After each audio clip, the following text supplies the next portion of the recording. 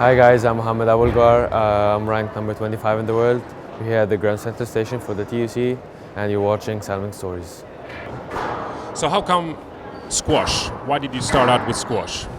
So when I started squash, I played many sports before that, but we used to have in Egypt the tournament in the pyramids. I guess everyone knows that, the court right behind the pyramids.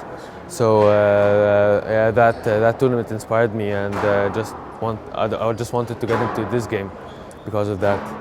What other sports did you do prior to squash? I've tried football and swimming, tennis for a little bit, but I was just glued to the squash court. Yeah, I reckon. Would you say any of those sports in particular prepared you for squash, or do you benefit from those when you play squash? Yeah, of course, it opens your mind to all other sports, and it makes you feel what is special about squash and how intense it is. You couldn't find that in any other sport. So maybe I knew that because I tried other sports, so I knew how intense squash is. What would you say your three main achievements on the squash court is? I finished runner-up in the World Juniors twice, and I won the World Championship Teams Juniors in 2012. And I'm number 25 now, and I finished this year, like last year, 25 in the world, and I think that's a big achievement for me.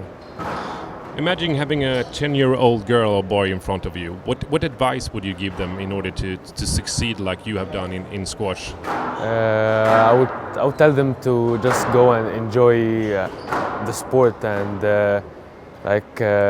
it's much more about the squash court. You know, it's how it teaches you how to be disciplined in your life, and how to be dreaming, how to dream big, and how do you have to survive on court, and that teaches you how to survive off court. So it teaches you a lot in life, not only on the squash court. So I would tell them just to enjoy it and do 100% every day and be grateful for what they have. Yeah, a holistic perspective on it, so to speak.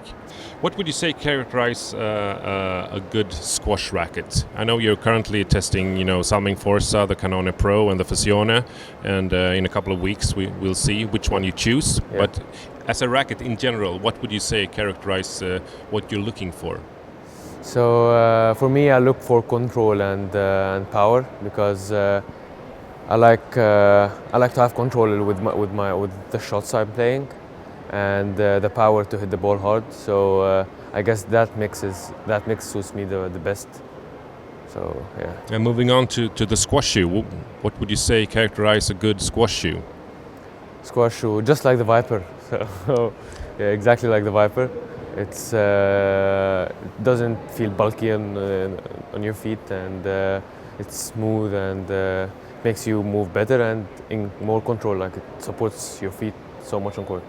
Excellent. What about hobby? Do you get any spare time at all, and if so, what do you do? What do you prefer? Yeah, I have a lot of spare time. Like on tour, you get if you have 10 minutes, you'll use it. So I read a lot about sports. I love that, and I love watching sports in general. It's the best thing I can do in my spare time, just watch sports. Fanatic. Yeah, I'm a sports freak. Where is home for you? I know you, Cairo, Egypt. Is that your base, or? Yeah.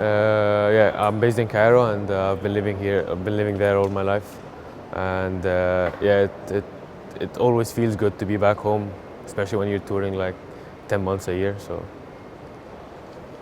You've been compared to a certain Amr Shabana.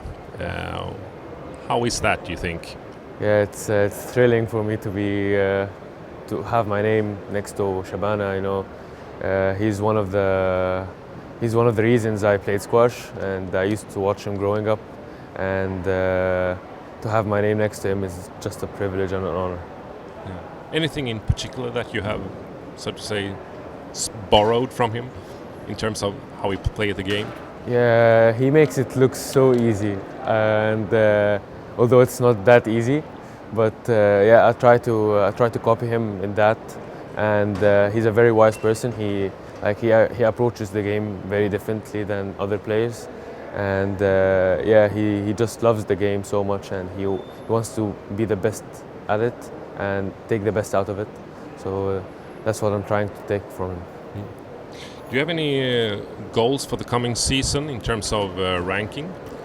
Yeah, I'm now 25, and I hope I can finish this year, 2016, in the top 15 maybe.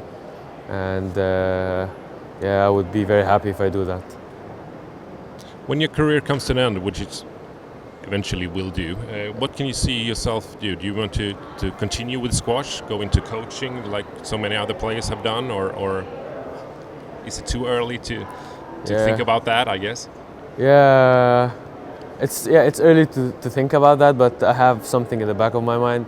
I've been playing squash for 16 years now, and I don't think I will ever leave this game. So when I retire, I think my main issue will be, like, my main purpose for squash will be like getting the sport to other countries and show them how squash is really good, and yeah, and make squash much more popular. I will try to do that in any other, like, in some way. I'm not sure about the way now, but I will try to do that. Yeah. Thank you so much for talking to us, and the best of luck. Thank you very much. Thanks. Thank you.